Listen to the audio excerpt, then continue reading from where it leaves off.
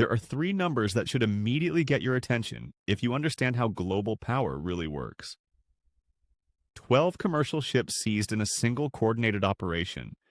40 Russian naval units operating across three different maritime theaters, and $3 billion worth of assets now locked inside Russian custody.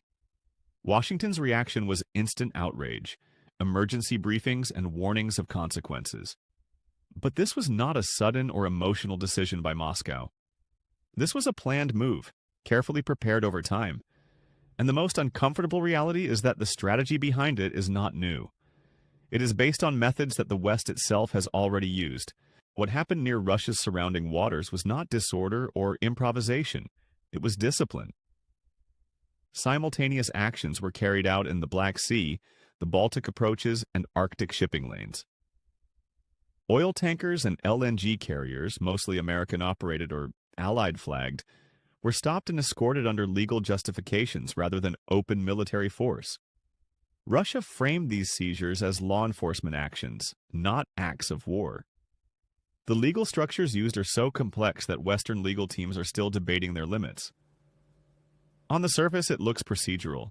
In reality, it is a direct display of strategic control. Most people believe international maritime law exists to shield commercial shipping from conflict. In theory, that is true, but laws only work when a neutral authority is willing and able to enforce them. When enforcement itself becomes a weapon, treaties lose their protective power. Russia exploited this exact weakness. By selectively applying legal authority, it exposed how fragile the idea of neutral trade really is.